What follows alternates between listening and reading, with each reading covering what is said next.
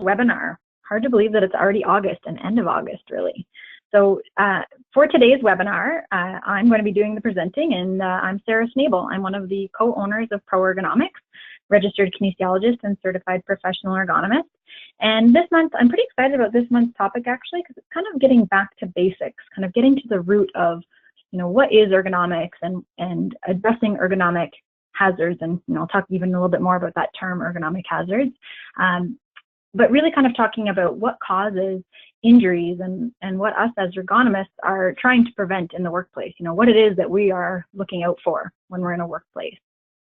So I want to get started first with just kind of giving you a little bit of this webinar overview. If some of you have attended our webinars in the past, then I'm sure you kind of know how this all works. And if you're new to one of our webinars, I'll just give you the quick rundown, really, is that if you have any questions or comments throughout the webinar, it could be something as simple as my sound is cutting out and you're not sure what's going on. You can use the question bar on the right side. I think it's on the right side of your screen, and it'll just flag to my attention that there's a question. Again, if I ask you a question and you want to respond, or you have a question for me at any point, not just about the sound, but actually about the content of the webinar, feel free to put them in there, to type them in. I do see most of the questions. Sometimes as I get talking, I get a little distracted. I don't always notice all of the questions. So for flow in the webinar, I'll probably keep to a couple of key points, probably around the midsection of the webinar and at the end of the webinar, where I will more thoroughly check that question panel and make sure that I haven't missed anything. And I will follow up with all questions, if I don't get to time to address them in the webinar. So I think that's kind of the main things about the kind of the housekeeping of the webinar. And then just again, to give you guys a little bit of background information on PROergonomics, because some of you may be familiar with us, maybe we already work with you, and some of you may be new to us, maybe you've never really heard of us or you haven't worked with us yet. But just to give you a bit of background information on PROergonomics, so we are an ergonomic consulting company. We do a lot of consulting, we do a lot of training, and all of us have a background in kinesiology and health sciences, and that kind of gives us that foundation that we need for the ergonomics, as well as we have some pretty diverse work experience in all aspects of ergonomics. So there are 3 partners to PROergonomics, and we are all certified professional ergonomists, and all our staff are working towards that designation as well. So they're in various states of achieving that designation, as well as we're all registered kinesiologists. So that's kind of how we get our insurance, our liability insurance, and all that to practice in Ontario. So we really strive to be professionals in all that we do. We use very much a team approach. So, you work with one consultant up front, but, we really support each other behind the scenes to make sure that we can draw on each other's experiences to really give you that kind of customized approach, and work on solutions that are going to work best for your industry, for you, for the problems that you're facing. So that's just a little bit of background information on us. We did just update our website, so I encourage you to take a peek at it. It just gave it a little facelift, so you can kind of take a peek and read a little bit more about some of the services that we do offer. So for today's webinar, the tricks of the trade, ergonomic hazards, very first thing that we're going to clear right up is that ergonomic hazards is kind of the term that has been used for years and years, and really, it's kind of a bad habit that I want to get out of. Is really, I don't want to call them ergonomic hazards. I want to think of ergonomics as the solution. And really what I want to call them are MSD hazards, or musculoskeletal disorder hazards. So ergonomics is all about trying to prevent these MSDs, the strains and sprains injuries. And so we should be calling them MSD hazards and thinking of ergonomics as the solution.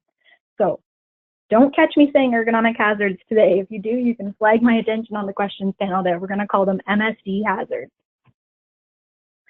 So that's kind of our agenda for today, is that we'll just give a little bit of a background information, that overview on MSDs, and then talk about how we will do hazard identification. So talking about what specifically are these MSD hazards, the different categories, and where you might see them in your own workplace. I'll give you a couple of different examples.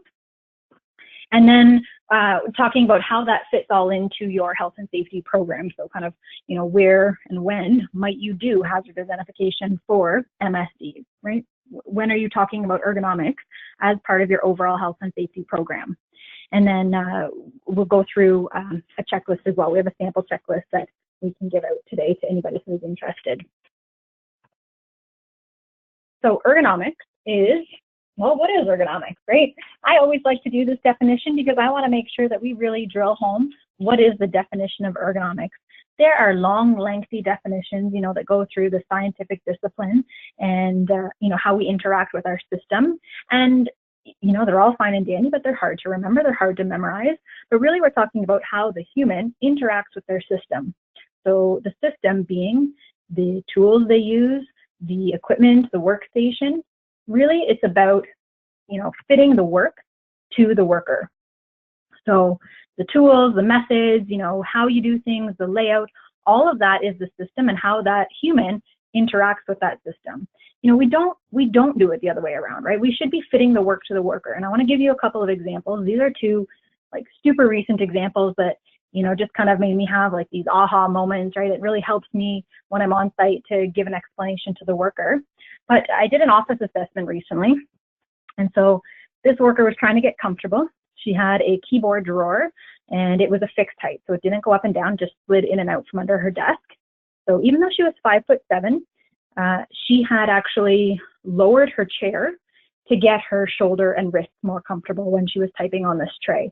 So although she was trying to get her shoulders and wrists in a better posture, because that's that was her problem area, she was compromising her hip and knee postures, which was then putting more strain on her back. So this is an example of where, she was trying to fit herself, the worker, to the work, right? So she was trying to compromise her body to get more comfortable in doing her job, as opposed to making adjustments to the equipment, right? In this case, she couldn't make adjustments to the equipment because there was, the tray didn't go up and down, right? So that's part of why I was there, was to help recommend the right product. But that is an example when the work is not fitting the worker. Similarly, another example that's not too long ago where I was in more of a manufacturing facility, the worker was inspecting products, like pellet products, and they were at a table, a fixed height table again, and they were bending and stooping to look at the product and to do that inspection. Most workers were, not just one person. I saw a couple of them.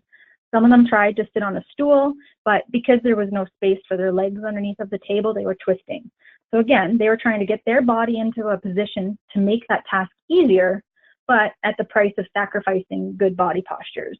So this again is an example where they were not fitting the work to the worker, right? The workers were trying to adopt their bodies in all kind of crazy postures to do the job more efficiently and more comfortably, but ultimately, it was at the sacrifice of good body posture. So those are examples of what we mean when we're trying to fit the work to the worker, right? I want to make adjustments to the equipment and not have you kind of contort your body into weird postures to do the task.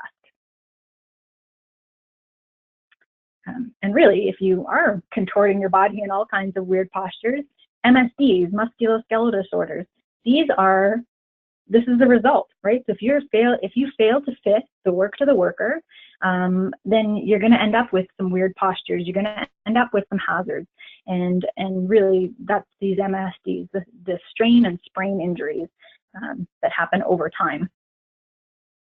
And these are injuries to the musculoskeletal system, right? Muscles, tendons, nerves, bursa, the fluid sacs that are in your joints, blood vessels, the ligaments, all the soft tissues of your body, right? An MSD is not a bone break, for example, right? You could have a soft tissue injury as a result of a bone break, right? You break your ankle and you've also damaged some ligaments all around, and that would be a soft tissue injury. But the actual root cause of that was an acute injury and not the chronic wear and tear, the MSD injury. So MSD, musculoskeletal disorder, it's an umbrella term for a whole a list of more specific injury names. And what's really important to remember is that they happen over time. It has to be a cumulative exposure, right? Again, it is not that ankle break. It is, wear and tear, where it's kind of hard sometimes to think about exactly one specific event that maybe caused the injury, something that happened over 5 years, 10 years, 35 years type of thing.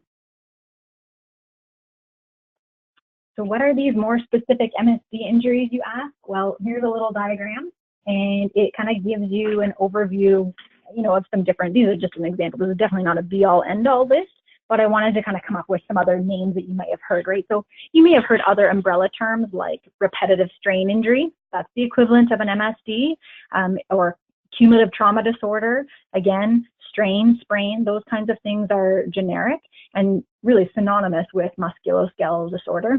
I like MSD better as a term as opposed to repetitive strain injury. I find that repetitive strain injury, or RSI, really implies that repetition is one of the main factors, and I think there's so many other factors, and we're going to go through those today. So I like MSD. I find it's a little more all-encompassing, a little more general or generic. So here are a couple of examples, right? You may have heard of rotator cuff tendonitis. You may have heard of, tennis elbow, golfer's elbow. You may have heard of carpal tunnel syndrome in the wrist. You may have heard of IT band syndrome or osteoarthritis in the knee or the hip. Plantar fasciitis, ooh, that's a doozy in the bottom of the foot. You may have heard of just like an ankle twist, a sprain or a strain. Back pain, anything to do with the discs, bulges, herniation, slip discs, in your neck, maybe tension neck syndrome, even headaches, right? So if you have muscle tension and you're getting headaches, that could be considered an MSD. So those are just the more specific terms. Again, it's not a be-all, end-all list, but to kind of give you an idea of the terms that you're hearing that, that would be considered an MSD. So people with MSDs can experience so many different symptoms, and I've put a list here, and it's sort of kind of based on a ranking, right? So it may start out as discomfort or stiffness, tightness. It may escalate to pain, or you lose some of your range of motion. Potentially, you're getting swelling. If it's getting bad enough where it's impinging on a nerve, you might feel like a numbness or a pins and needles sensation. What is really important to note, though, is that this is all a listing, like a kind of a sample of different symptoms. And so every person who has an MSD, different body parts, different joints affected, may experience a different mixture of these symptoms, as well as different people. So I mean, two people could have, low back pain or rotator cuff tendonitis, and the discomfort or the pain that they describe, they may use slightly different words. And that's just kind of the nature of kind of how bad the injury is, or, what it might be affecting kind of in their personal life or in their work life. So really, you may have one of these symptoms and you may have 5, 6. I mean, you'd be pretty severe if you had all of them, but definitely it's for sure possible once you escalate.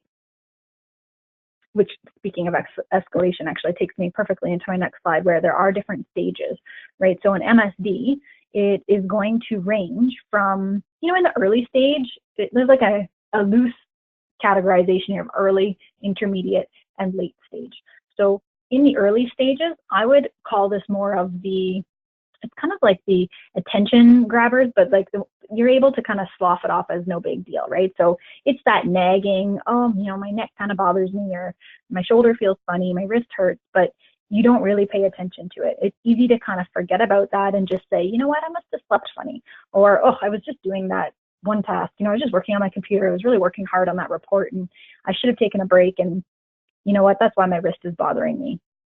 Usually what happens, though, is that you're not far enough in that there's lots of time. Your body can still recoup. You go home at night, you get that rest, you have a nice sleep, you wake up the next day, and maybe you don't notice the pain even the next day. Maybe it only comes sporadically because it's only when you're doing certain tasks or whichever. But that would be early stage, where there may potentially be some warning signs, but most often people sort of ignore them and think it's either no big deal or that I'll deal with it later. Those are probably the two more common things.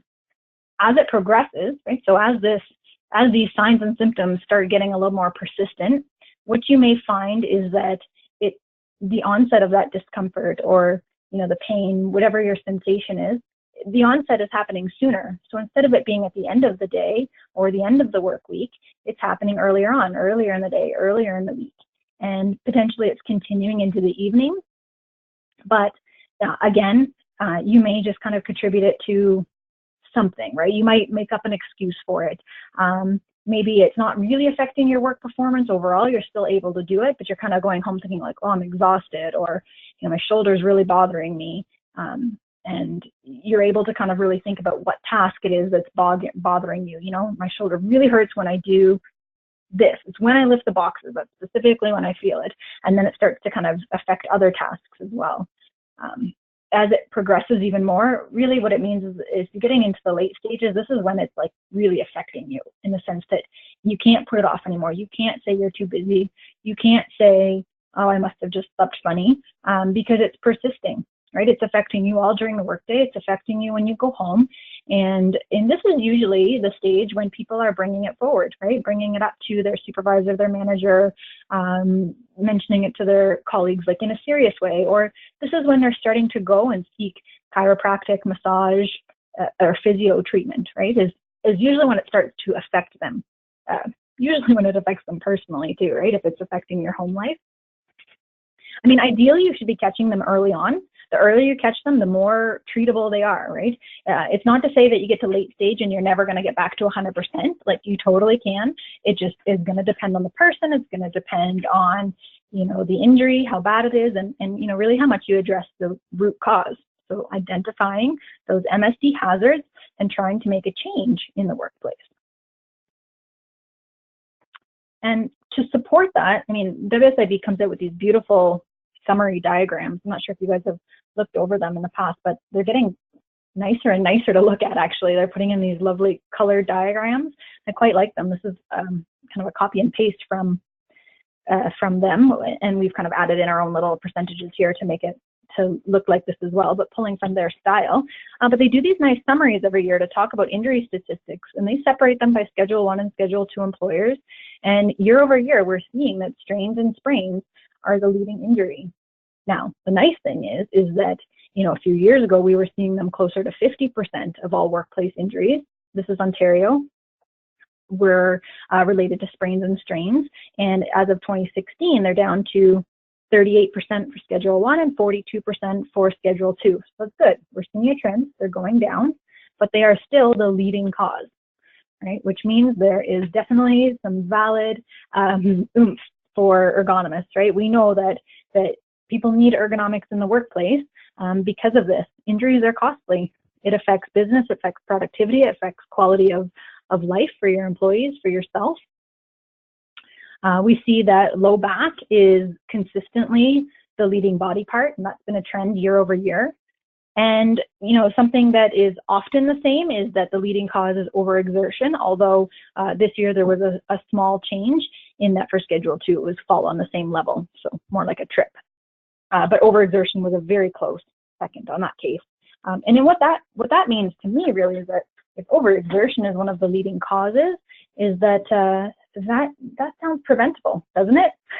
If we weren't overexerting, if we were working within our means, if we were using, you know, ergonomic tools or the right tools, right? If we were, that is applying ergonomics, right? Is using the right tools. It doesn't have to be a quote unquote ergonomic tool. But if I have applied ergonomics and, you know, and I'm using smart work practices and using the tools that are available or acquiring the tools that would make my job better, I wouldn't be overexerting. And, you know, that's a big percentage of injuries that seemingly could be prevented. So all of them kind of help to build a case for the benefits and the importance of ergonomics. You can't ignore it. Sooner or later, an injury is going to creep out or it's going to creep up, right? And some of the larger companies out there, you know, maybe you're seeing multiple lost time claims every month, you know, and some of you maybe are smaller, maybe a little bit more quote unquote lucky. Maybe you've only had like 1 or 2 in the past year. But regardless of kind of where you're coming from, let's look to those MSD hazards to ensure you know what to look for in your workplace. So we really want to work towards prevention. And in the act of acting towards prevention, we are also going to be looking at ways to improve your workplace, right? If you are looking to make changes to bring people back to work, or if you've had an injury and you want to look at a very specific work task or job.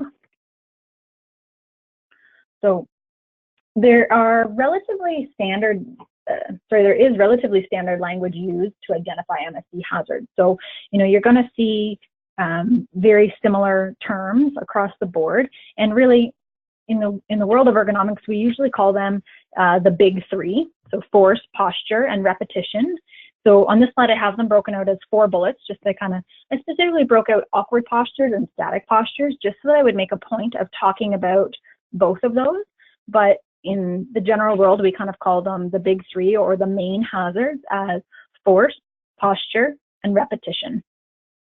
And it's not to say that those are all of them. Those are the ones that we're going to focus on the most today, but I am going to briefly touch on some examples of others as well. So how do you go about identifying these hazards? So ideally, you have some sort of a standardized checklist or a system or something, really, so that when you go out into the workplace, you can assess those hazards.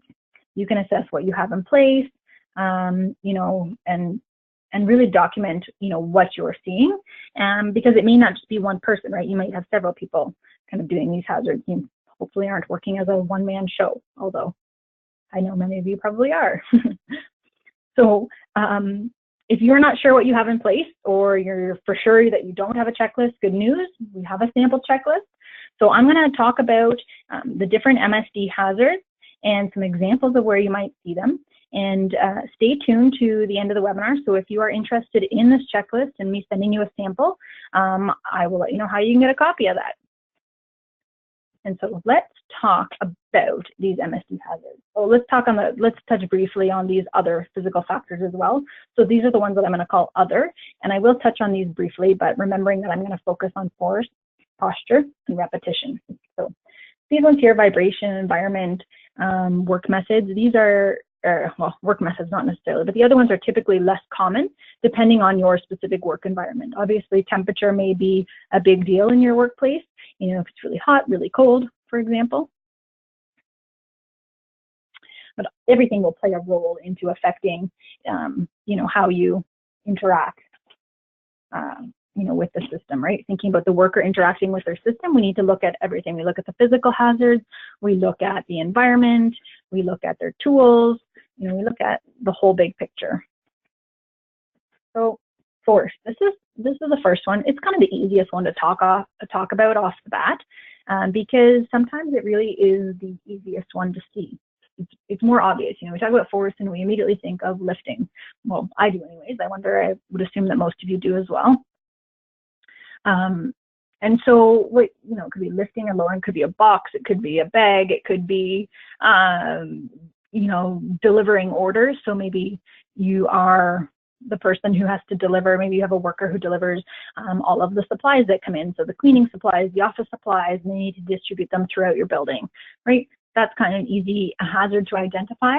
You know, this person lifts, you know, we can weigh those boxes and we can count how many times he has to lift them. We can count a range and we can kind of figure out the hazard that he's exposed to here, this force hazard. We can write the lifting range, we can write, or the weight range, sorry. We can document, again, the frequency. We can measure how high, how low, for example, you might have to lift things to. Where else might you see lifting, lowering, or carrying? So you may also see it. I'm trying to think of a couple of examples here. So you're thinking about your workplace specifically, I'm sure. So I'm going to give you a couple of examples too. Maybe you have a person who works outside in the parks department, for example, and they have to carry a weed trimmer or a leaf blower. Right? So these are versions of lifting and carrying, because sometimes they have those shoulder straps or the backpack kit, but it still would be considered force, right? It would be, you know, lifting it to put it on and off, but also that's carrying, even though it's on their back. Their hand is going to have to exert a force, and the force, the weight of the object, will be distributed across their back or their shoulders, depending on the strap.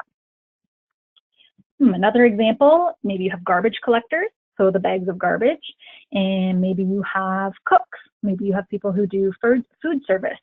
So the pots and pans, you have the weight of the empty pots and pans. You have the weight of the full pans. So you think about in a food industry where they're having to serve to a large number of people, you know, they're not going to make that small family-sized casserole dish or, you know, a small pot of mashed potatoes. They're going to make a large industrial size, and the weight of that is going to get quite heavy. So those are things that you're going to want to measure. Just, you know, kind of giving you a couple more examples, like, you know, lifting. And again, I've got a picture up there of somebody lifting a box, but it's way more beyond just a box. And on that similar note too, we're talking, you know, pushing and pulling. They've got to push or pull carts, or, you know, garbage dumpsters, or they're moving beds, for example, like a long-term care facility or a hospital. They're moving stretchers. Maybe they're pushing and pulling even to move a patient, for example. Those would all be forceful exertions that we would identify as MSD hazards, right? And so when I'm doing my hazard identification, I would check off all that I see. I would try to take measurements as well. And I mean, really, that's where you would be going on. And this is kind of the next phase, right? Is identifying how hazardous it is. Just because they lift something, it doesn't necessarily mean that it's hazardous, right? We want to kind of look at some other factors as well to determine the risk level. But for the case of today and for what we're talking about, we're just trying to identify hazards, MSD hazards. And so lifting, carrying, pushing, pulling. Something that I think that is overlooked quite often actually is the gripping force. So you think about all of these objects that I've kind of talked about. You know, when you lift a box with handles, for example, it's much easier. But when you lift a bag of garbage, for example, think about the position that your hand is in. And so measuring the grip force in this case is more challenging, but it is something to just consider, is that when you're measuring or looking at, the force exertions, don't forget to look at what the hand is doing, because you're going to want to take note of posture, you know, which kind of leads into the next part when we talk about posture. When you pick up a bag of garbage, do you have this nice, comfortable, relaxed hand posture? Well, maybe sometimes, and sometimes you don't. It's probably more likely a claw, a claw grip. I don't think that's an actual term, but you know, you can picture that. You can picture a claw, or you know, you're gripping the top of the bag, you're gripping the knot of the bag, and so that might be a forceful exertion, right? Maybe the bag of the garbage itself isn't that heavy, or you know, maybe we're not even talking about a bag of garbage now. Maybe we're talking about a bag of flour. Maybe we're talking about some other kind of odd-shaped box. Oh, like a big sheet of plywood, for example. You know, something where you have a weird grip, or it's creating a contact stress on your hand too. These are other factors that you're going to want to identify. So as much as you're thinking about the force, this is kind of where they overlap, and kind of leads us into talking about posture as well. Is what is awkward posture? So, you know, our body is made to move for sure. And that is the whole point of muscles, is it helps us to move our body. And if you look at those pictures that I have on that slide there, those are what we consider neutral posture. I mean, anatomical neutral in any textbook that you look at is going to be standing upright, very much like that skeleton diagram. And sitting is sort of a neutral posture as well, right? Like standing technically is anatomical neutral. And so then in theory, then awkward posture is anything outside of these postures. You know, but our body is meant to move, and it's not like we're going to stand perfectly still all day. So awkward is really when we get into these postures outside of neutral, and really significantly outside of neutral posture. So you need them to go, it's like if you do it over and over again, the further away you get from neutral, it really starts to affect our blood flow, right? So you think about a twisted posture, you think about a bending forward posture. If you want to think about some like really extreme postures, right? Like think of a picture of somebody doing yoga. Those are some extreme awkward postures. Mind you, that's in a controlled setting. But I often describe the body or joints of the body. It's sort of like a garden hose. You can use this analogy. So if you are watering your garden and you put a kink in your hose, what happens to that water flow? Right? It starts to kind of sputter, it starts to slow down, it's not going to gush through as fast. And that can be very similar to our blood flow in our body. So if you're working in a bent posture or a twisted posture, you know, these awkward postures, it can be very much like that kink in the garden hose.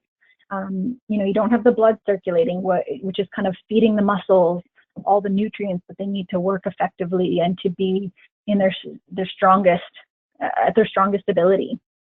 So it can get more fatiguing for our muscles. They can start to tire out a lot quicker. It can break down the tissues faster, which increases your risk of injury. You know, ultimately, the more you work in awkward postures, the more it's causing that wear and tear.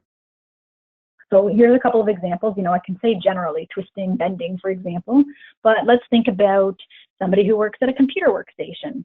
So if they have their keyboard and mouse too high, so the ideal posture really is that their keyboard and mouse are at their elbow height, so they're sitting in a nice relaxed posture. But if the keyboard and mouse are too high, they now work with their shoulders elevated and raised. and that would be considered an awkward posture, an awkward shoulder posture. It may also cause bending in the wrist, which we would call awkward wrist posture. Maybe in more of a industrial setting, a person reaches across their body, or they might twist to reach apart from a bin. Maybe order pickers, so they have to go, throughout the warehouse floor, and they bend and they reach to pick products from a pallet, and they put them in their basket, they put them on their pallet, they're transferring them pallet to pallet. So you might see potentially some bending, some reaching, maybe also some twisting, depending on whether they can walk the full perimeter around that pallet. How far do they have to reach? How do they get to the back corner of that pallet? One that I saw recently actually was cutting grass. They use a tractor to cut grass, and the seat in the cab of the tractor doesn't pivot. And so when they're out cutting the grass, they actually have to look behind, look at the mow blade. But in order to see the mow blade, when I just told you the seat doesn't twist, if you can picture, they actually sit in a twisted posture, kind of looking over their shoulder for the several hours that they might spend that shift cutting grass. So that's an awkward posture, again, with the twisting of the back and the neck. And again, depending on your body size too, I know I don't have a picture here to show you of the cab, but they might twist their body, and it may be a bit of an awkward posture for their knees too, depending on how much space they have. And that example actually of driving the tractor in a twisted posture leads us perfectly into static posture, because that is an example of an awkward posture, the twisting posture that is held for a length of time. So this job in particular requires that they cut grass and they're out for their full shift. So, it's probably about six to 7 hours probably in total that they spend twisting. That's a whole lot of static posture. So keep in mind that our body loves to move, right? That is what your muscles are designed to do. So holding a fixed posture or static posture for any length of time is when we start to get uncomfortable. So you might even notice yourself, if you're sitting while you're listening to this webinar, maybe you're starting to shift in your seat. Or maybe if you're standing, you stand when you're waiting in line, you stand, maybe some of you have standing workstations, you start shifting. Those are ways that your body is trying to communicate with you. It's trying to tell you that it's uncomfortable. And the muscles, they want to move. When the muscles move, they act as a pump and they get that blood flowing. And so if the pumps aren't working, if your muscles aren't moving, then blood can start to pool, and that can cause, a stiffening up. It can cause, more fatigue, or cause us to fatigue faster. We're definitely not as strong if we've been holding a static posture for a while. Overall, it's just creating less efficiency, right? So holding a posture for any length of time is definitely not ideal. And I'll give you some examples. So the one was the driver of the tractor I was telling you about, who cutting the grass, they do static twisting. Maybe you see it in an assembly line. So people are standing, and that's actually one of the reasons why some places will actually add anti-fatigue mats. So that slight cushioning effect causes a little bit of instability, minor instability really on the surface that you're standing in. So it causes, or it promotes micro or tiny muscle movements in your calves and your legs. So the whole theory behind these anti-fatigue mats is that it's actually trying to engage your muscles more than if you were just standing on, concrete, for example. Sitting is a static posture. We hear a lot about static sitting in the media right now, don't we? So at a computer, if you are doing inspections, if you are at a lab workstation, you're really concentrating on the task that you have in front of you. Maybe it's a microscope, or maybe it's not. Maybe it's all the test tubes or the work that you're doing in a fume hood, for example, the biohood. You might also see static postures. Standing and sitting are some of the two big ones that are more obvious, that usually pop into people's mind first. But don't forget about things like gripping again. So gripping a tool. If you're the person that's out there, if you have employees who are out there doing leaf blowing, right? So they're clearing all the leaves, they're holding that leaf blower, or they're trimming the grass with the weed trimmer. They're holding that tool for a long period of time. And interestingly enough, did you know that a leaf blower, and actually, if anybody else out here knows this, a leaf blower only comes in a right-handed operation. If anybody knows of a left-handed leaf blower, I would love to hear about it. Seriously. As far as I know, the tube only comes off with a handle for the right hand.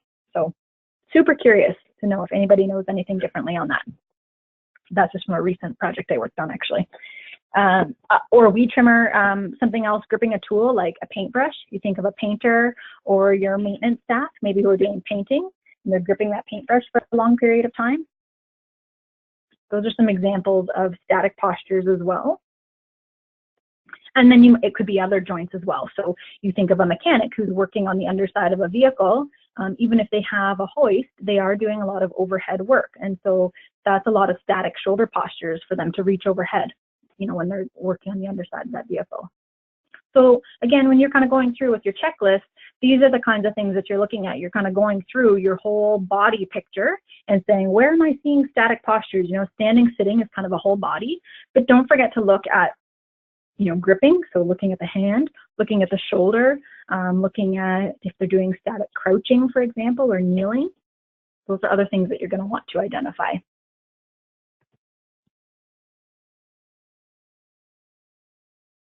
Okay, repetition. Whew, this is a big one. So force, posture, repetition. Remember, this is the third of the big three.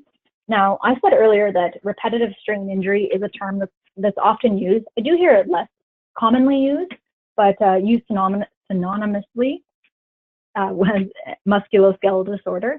And I happen to like MSD or musculoskeletal disorder better because I think that repetitive strain injury implies that repetition is the big problem.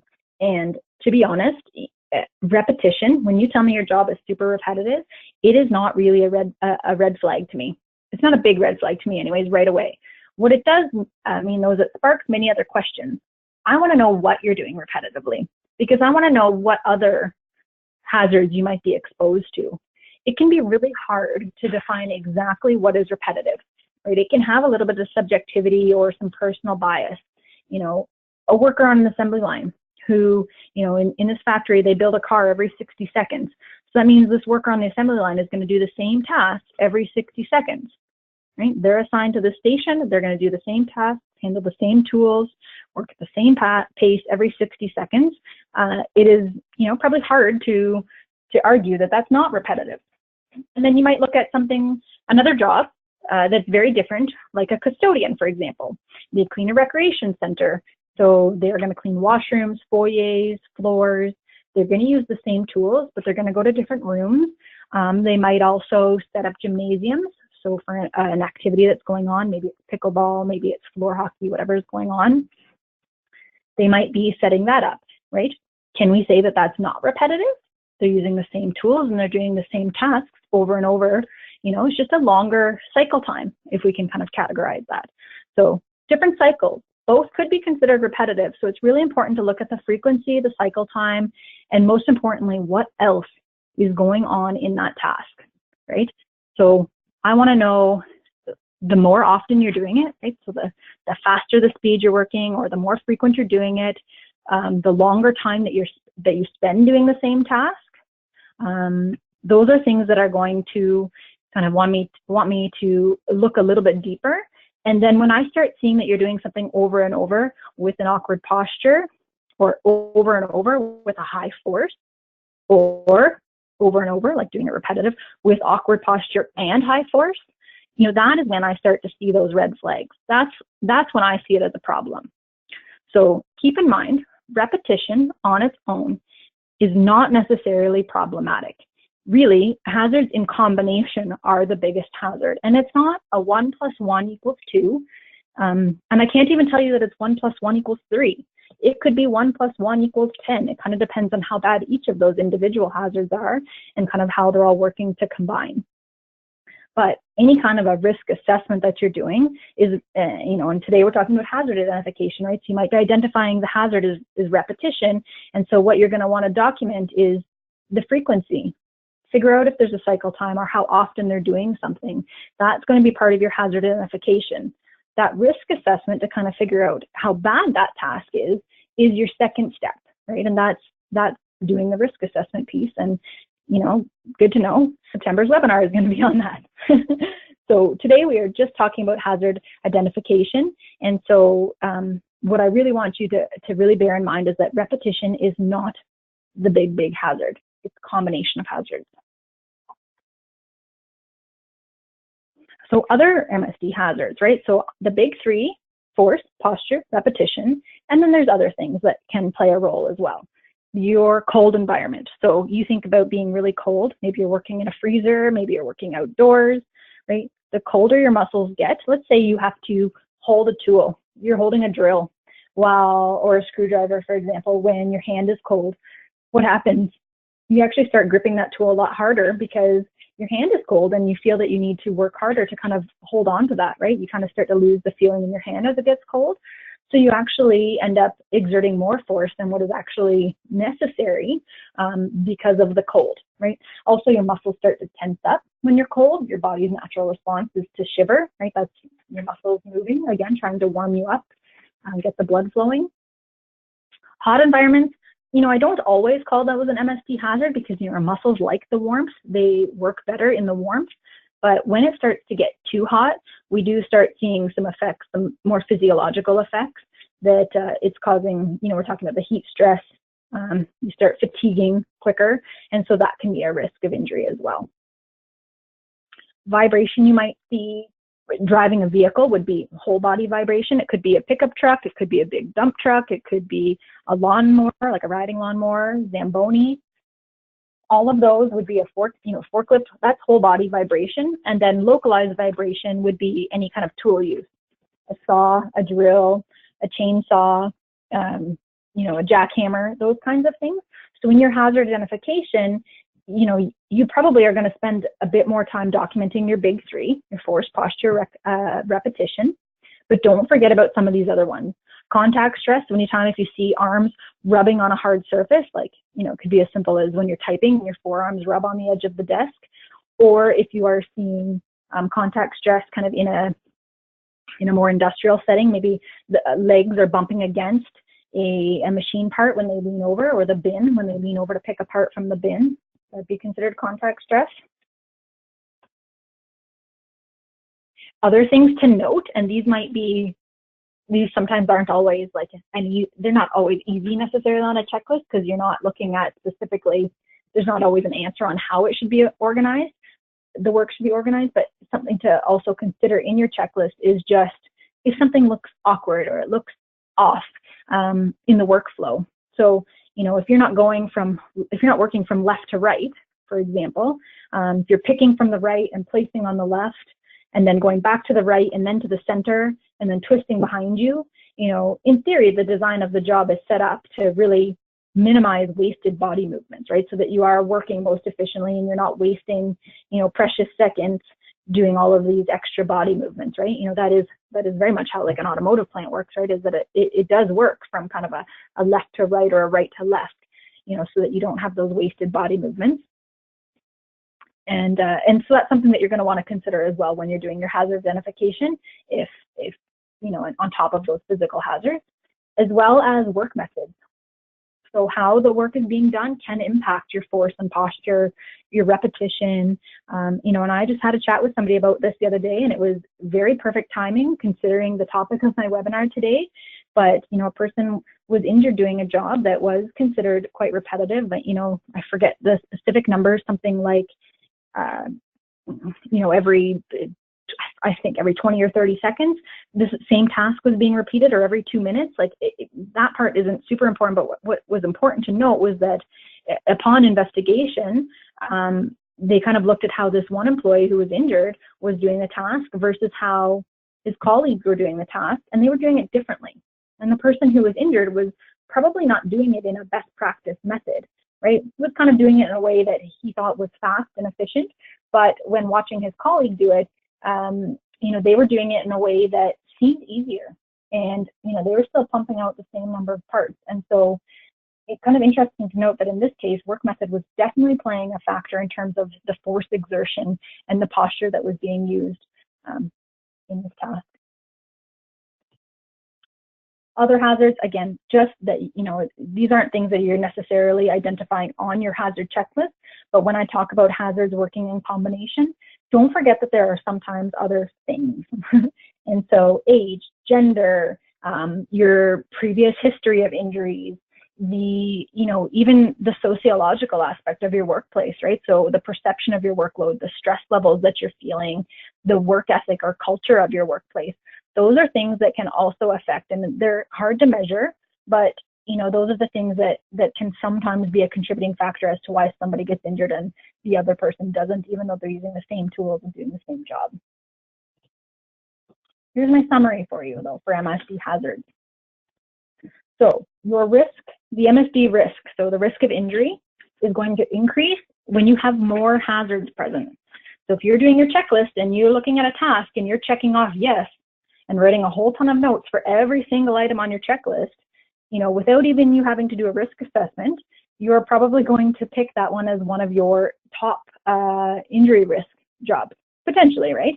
Because we haven't done any kind of measurement, but if you've got a whole lot of hazards checked off, there's lots of room for improvement there. Some hazards are going to be more impactful than others. So some of them, it could be a really bad awkward posture. That might be more impactful than the fact that the box weighs 55 pounds. Maybe it's the posture that we need to fix first and not necessarily the weight. Hazards on their own aren't always the concern, but as soon as you start combining them, that's definitely a red flag.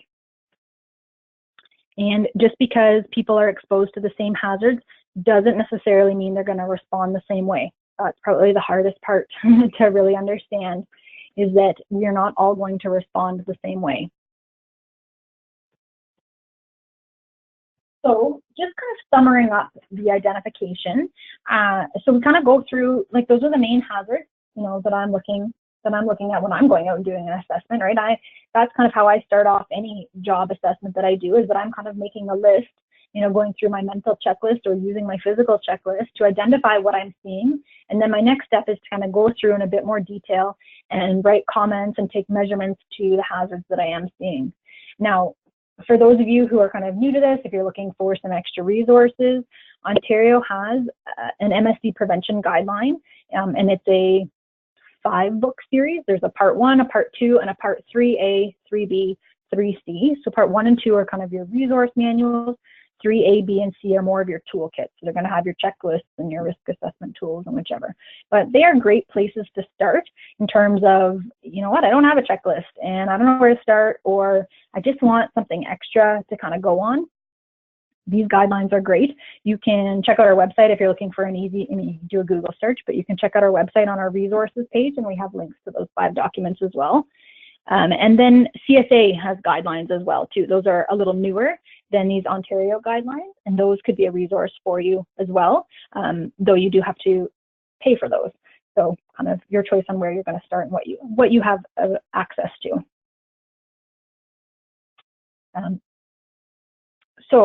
Sorry, here's the pictures of the Ontario prevention guidelines, just to kind of give you an idea of what it is that you're looking for. There's five books. They get longer as you go. I'd probably start with book 1 or 2 would be the ones I'd start with. And then pulling from that, like we talk about hazard identification, they give you a nice flow diagram of, like, how you would fit this into your health and safety process. And identifying the hazards is really the first step. So first you need to identify all the hazards, right? You're looking at the job, you're doing observations, maybe you're using some injury statistic records, maybe you're using some employee feedback. There could be several different methods that are kind of populating your hazard identification. And then you're going on to your next steps, which are assessing the hazard. Remember, that's September's webinar. And then talking about controlling the hazards, reviewing, evaluate, on repeat, right? Very similar flow to most health and safety systems. So MSD hazards and ergonomics fits very much into your other health and safety systems, should fit into your existing one. So this would be kind of part of my suggestion to you is, okay, great, I know I want to look at the MSD hazards, I want to do this identification process. I would suggest making sure you're out there observing the job or the task in action. Go out to the floor and see it. Go out to the field and see it. Don't just rely on what people are telling you. It's really handy. It's really handy to be out there and see it in action. Use a tool. If you've got a checklist, if you're new at this, and use a standardized checklist so that every time you go out and look at a job, you're looking at the same things because you're using the same checklist and you're being prompted and cued the same way. talk to people, talk to different employees who are doing the job, get their feedback, talk to the supervisors, make sure they tell you the same story, and see what other kind of data you might have available, right? It could be some injury statistics, it could be some near misses, it could be an employee suggestion box, for example, at, whatever your workplace might have available to you. These would be things that I might include as part of your identification process. And then, kind of on that note too, you want to think about, well, who's going to do the hazard identification? Is it going to be you? And I'm saying you, because I know that you guys in attendance are kind of coming from a whole background of different responsibilities. But if you're the health and safety coordinator, the health and safety manager, are you the one that's going out there and doing all the hazard identification? Well, depending on the size of your facility, maybe the answer is yes, and maybe the answer is no. And so you're going to want to think about who's going to do it. So, a really good suggestion is to think about your Joint Health and Safety Committee. So they're already out there doing monthly inspections, and are they looking at MSD hazards?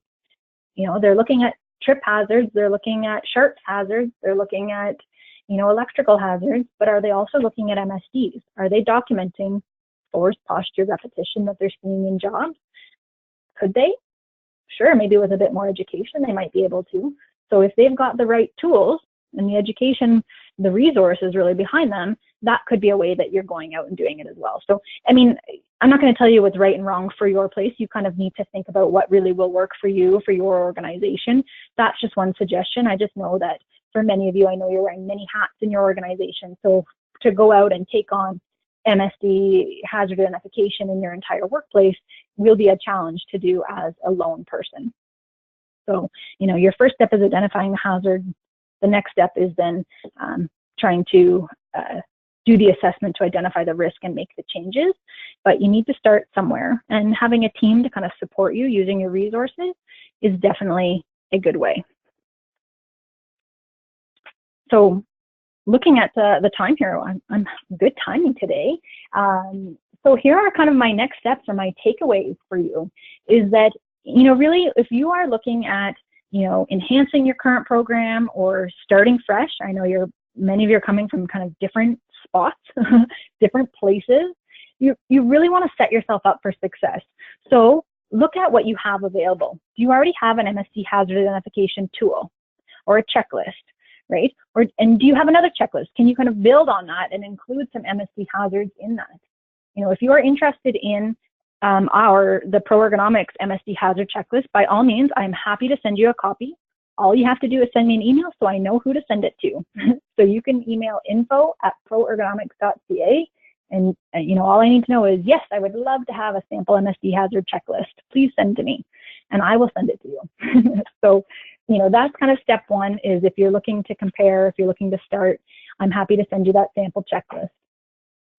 And then also think about, yourself. If you're the one that's going to be doing this, and you feel like you're pretty up to speed on these MSD hazards, great. If you think you're going to need a team of resources, or a team to work with you, think about the resources that they might need to be able to complete that checklist, right? If it's going to be a checklist you're using to identify MSD hazards. And then you start. Easy as that, right? But I'd probably set some goals here. I'd probably set with maybe just looking at, maybe you go out and you look at one department.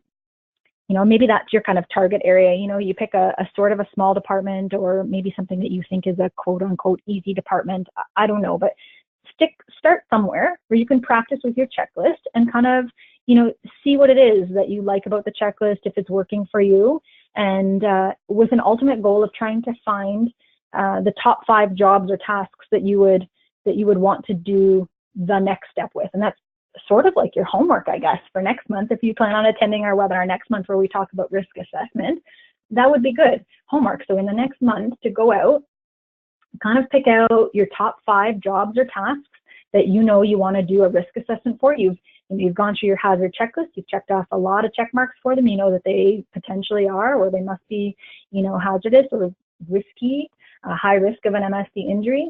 Then those 5 jobs are the ones that you're going to kind of have in mind when you come to the next webinar and we talk about risk assessment. So you'll have a very specific job in mind that you're wanting to do a risk assessment on, and that may help you kind of work through that process. those are kind of my takeaway. Again, if you are interested in that sample checklist, please send me an email, info@proergonomics.ca. You can address it specifically to me, Sarah, but I will see that email if you send it to me, and I'll get you that checklist. So I will use the time that is remaining to answer any questions. I didn't pause throughout this webinar to check the questions. I'm sorry. So if you've been waiting for me to respond, I just got really chatty. So let's check the questions. Hey, first question. Will participants receive a copy of this presentation? I have recorded this presentation, so everybody will receive a link that you can re-listen to this presentation. So you can, we posted on our YouTube, our YouTube channel. If you don't have access to YouTube, you probably just need to let me know, send me an email, and I can send you the link in another way. I know a lot of workplaces may have YouTube blocked, so I can send it to you in another way. Kind of, you would log into GoToWebinar, and you would kind of like how you fill out the form to register for our webinar. If you can't access YouTube, I can send you that form. You basically just have to enter in your name, email address, and you'd be able to listen to the recording that way. I don't typically send out the slides. If you are really adamant that you would really love to have the slides, I can send them to you, but I always find that the recording probably makes more sense because I talk a lot more than what my slides actually show. Great, okay. Another question, and this must have come in actually before I mentioned about the checklist, is do you have a sample checklist? And so the answer is yes, I do.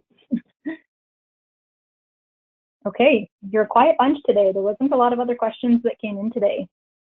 And that's no problem. If you are somebody who has questions after the fact, that's often me. I find that I think of these genius questions after the fact.